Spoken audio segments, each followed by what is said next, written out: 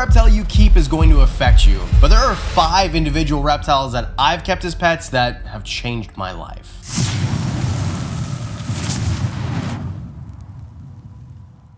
I don't think it matters if you've kept reptiles for 1 day or 50 years. There's going to be an experience with a reptile that has made your life different, and there are 5 individual reptiles that had personalities that changed the way that I see everything. Starting with number 5, Cloaca. This was a ball python that I actually don't have footage of because I got this animal well before I had a YouTube channel, but she was a pastel ball python and those look like this. I got Cloaca at a reptile expo in Toronto. She cost me $40, which is crazy because that was well over 10 years ago.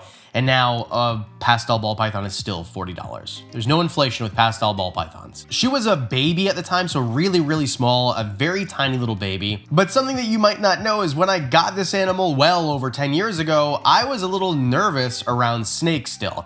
Not nervous that they would, like try to hurt me or anything, but every time that I held a snake or had even like a big snake when I was a kid, it was always with somebody who owned the snake and who would tell me, oh, this snake is cool, this snake is fine, because all snakes have personalities and some of them are more likely to bite you than others. And I had hognose snakes already at this point, but hognose snakes at the time had this kind of illusion of they'll never ever bite you, which is mostly true. They're very rare to bite you. And ball pythons are too, but to me, they were bigger and more robust and they moved a lot quicker, and I was a little nervous around the snake. But I took Cloaca home, I set up an enclosure well before, and there I was with my very first ball python. And day by day, I got more and more comfortable and realized, oh, this is no big deal at all. Even if there's not somebody there more experienced than me to say, hey, you're totally fine, the snake isn't going to bite you, snakes just generally most of the time aren't going to bite you. And this was my first more normal snake where I learned the behavior patterns and the tells of a snake if it's going to be defensive or hide or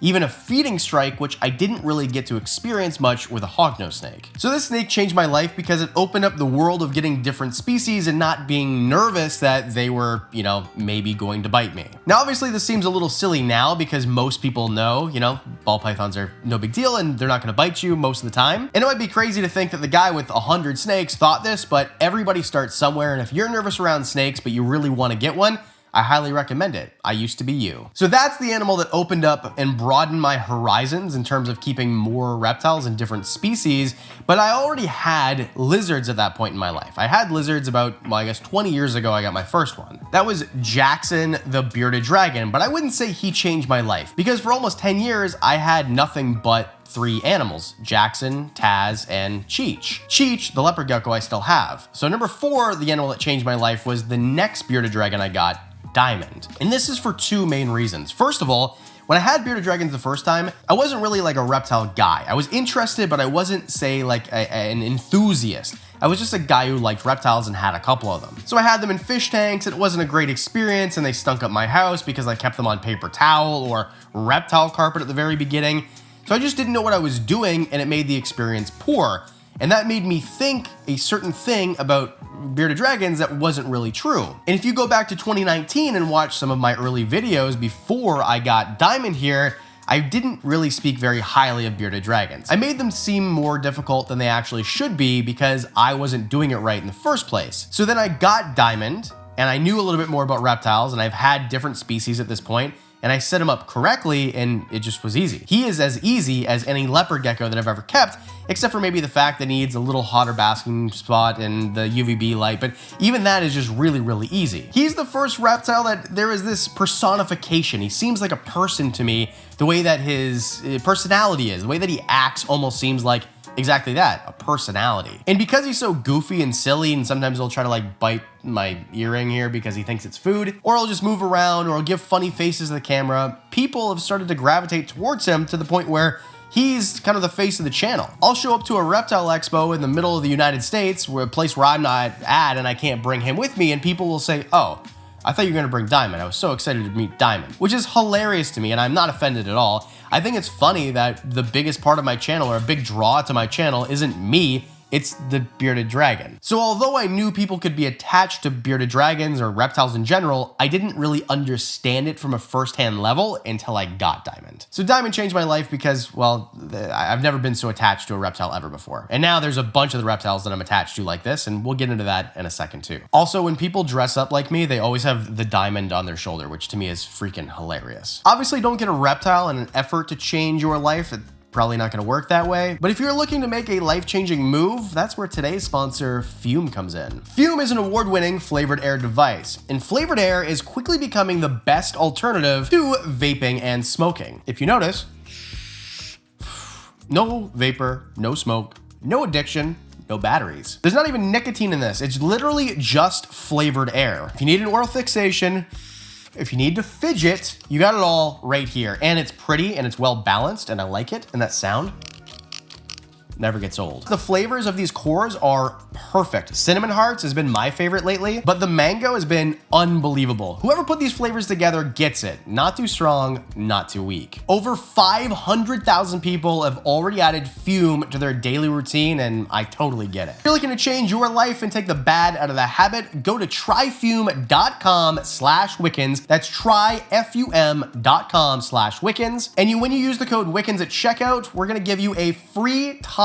Bite on it, it's reusable, absolutely free when you get the Journey Pack today. Number 3 is Kratos. Kratos is a big Burmese python that I never thought I'd own a snake like this, and I was a little nervous getting into snakes this big. And it's because, well, obviously, if you don't know what you're doing and you don't know how to read snakes and the snake decides that he thinks you're food or he wants to be defensive, that's a bad day. If a ball python even mistakenly bites you, you just move on with your day. It's not a big thing. You'll forget about it by, the end of the hour. But if a 13-foot Burmese python bites you, it's going to be something you remember for the rest of the week. And that's what made me nervous about getting bigger animals. And I was stuck in this not boring reptile range, but smaller reptile range where I had big interest in bigger animals. Now keep in mind, by the time I got Kratos in 2020, I've been keeping reptiles for well over a decade.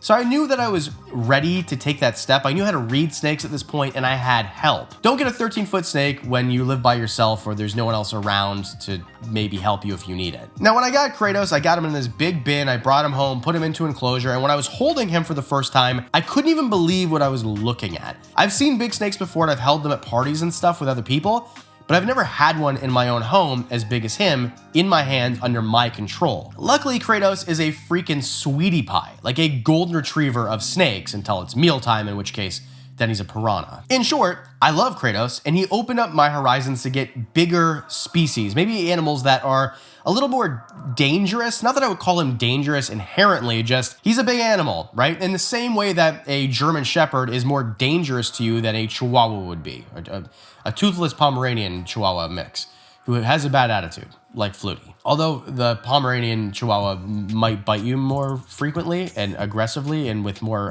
pizzazz, inherently a German Shepherd will be more dangerous to you in the same way that a bigger snake is more dangerous than a smaller snake. So Kratos changed my life because then I was able to, in my head, be ready for getting animals that are a little bit bigger and opening my horizons to things that I really, really like. But something that still held me back was the price tag of an animal. Up until this point, I've never purchased an animal that cost me more than $400. That was until number 2, Frankie, my Tonga banded iguana. This is an animal that I didn't really get it. And I'll be honest, at this point in my life, in 2021, I would say, I didn't really understand why people really liked really expensive animals. It was too much of a risk, in my opinion. Now, keep in mind, I've always been very financially responsible, and I've always been not frugal or cheap, but frugal and cheap, kinda. Every dollar I had would be saved to go towards something that then created a return on investment. Up until this point in my life, I never took a vacation. I didn't use my vacation days at my job. I would save them all up and then take the payout. Then, all of a sudden, I got an opportunity to go to the CRBE, so the big Canadian Reptile Expo, and this was in 2021, and I went with Dave Kaufman. And the day before, we went to a oddity museum. There's a whole video right here if you want to watch it, and there was a Fiji banded iguana there. And I got to hold one. And then I was like, oh, I get it. I understand why someone would want this animal. And I thought to myself, I had purchased a golden retriever for over $2,000 at that point. So why would this be any different? If I had the opportunity to get a Fiji banded iguana, I would probably take it. And I had an enclosure set up for a very similar animal that I never ended up getting. So an arboreal enclosure, And then the next day at the CRBE, the actual event on Saturday, there was an animal there. His name was Frankie, and he was a Tonga banded iguana. And somebody came up to me and said, hey, have you ever seen one of these before? And I said, in fact, I saw one yesterday, but he wasn't as handsome as that guy. Fijis, like my boy Snoop here, and Tongas, like my boy Frankie, are a little bit different.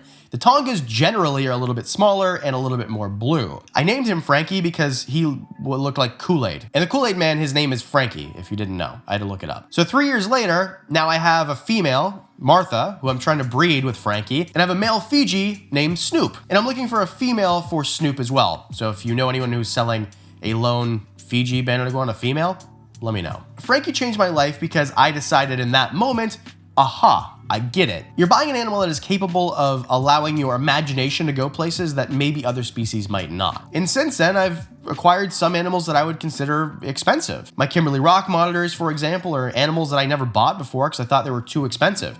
I have them, and those are some of my favorite animals that I've ever put my hands on now. And of course, Stitch. Stitch is a character, and this is an animal that I'm growing extreme attachment to. If you want to know why, I made probably the best video I've ever made ever, and you can watch it right here, or right here. Where do they go? So anyway, if you can't afford expensive reptiles, I get it. I was that person forever and ever and ever. I didn't buy a Frankie or a Stitch until I was actually able to financially responsibly. And keep in mind, I'm in my mid-30s and I started keeping reptiles like before I was 20 in my teens. So it took me a long time. Number one, this is a twofer because it changed my life in two very different ways. My turtles and Doug the Thug. Okay, here's why. These are both rescues, and taking in rescues has changed my life for the good and for the bad. And here's what I mean. I got my very first rescued animals, the turtles, Buggy and Mappy, from a friend of mine in 2020. This is like during the height of COVID. You could barely go see people. He's like, hey, do you want these turtles? I'm moving. I need to get rid of them. I'm going to let them go in a pond if you don't come get them. So I had to go get them, and I did. I drove, an hour to go get them. Brought them home in this tank that really didn't fit them at all. I bought a really expensive pump for them, and then a filtration system, and then I bought a much bigger enclosure and aquarium for them. And I liked it. For about a year and a half or 3 years, I guess, almost, I enjoyed having these aquatic animals in this beautiful tank with a bunch of fish, and it was really fun to watch. And I thought, taking in a bunch of animals isn't so bad. I don't mind taking in these rescues. Sometimes I actually want to keep them as pets, which is how I got Nellie too, by the way. Nellie was supposed to be a foster, and now she's gonna live with me forever because she's the sweetest dog who ever did live. Anyway, I changed my mind. I was gonna keep them. I wasn't just going to sell them or try to, find a good home for them. And then February of 2024, I woke up and half the tank had leaked into my basement and destroyed my property. So these animals that I didn't want because of the risk of having a tank explode and 150 gallons of water seep into your floor and ceiling, and it came true. And I was right all along. And although I did enjoy them, I really do wish I would have rehomed those animals much, much sooner. So these animals changed my life, not just because I was way broker after that happened, because it was like a lot of damage I had to fix, but also it changed my mind on getting animals that maybe I don't want, and maybe being more apt to say no when I shouldn't have said yes. Except for Doug. Doug is a green iguana, and as far as I've had this channel, I've always said green iguanas are terrible pets. I don't want one, I'm never gonna get one. And then I had a zookeeper who worked here, who also worked at the reptile shop. Doug was a staple at the reptile shop, and I enjoyed his company when I was there. They gave him to somebody else who abused him. He got back to the reptile shop over a year later, completely skinny, missing part of his tail, really bad shape. And the zookeeper said, hey, I work here anyway. Can I just take care of him while I'm here? And I said, okay, sure. It's your responsibility. I took it's my responsibility because it's my collection, but you know what I'm saying. I went and I got Doug. I took him home, and he's been with me ever since. And let me tell you, I've changed my mind. I do still think that green iguanas in general are bad pets and you probably shouldn't get one. However, I also think Doug is one of the sweetest animals that I've ever had, and I am so unbelievably glad that I have him. I made him a 2,700 gallon enclosure outside. He's been outside since May, and he's outside with his tortoise friends too. So he's living the life. And when he comes inside, he's got a big giant enclosure. So I'm doing it the right way. And that's what made me think, you know what? Maybe rescues can change your mind too. So those two animals changed my life, one for the bad and one for the good, because I have a much bigger heart for animals that maybe I wasn't so fair to in the past. Let me know in the comment section below what animal has changed your life. And as always, because we do videos on Mondays and Thursdays, that means I'll see you in the next one.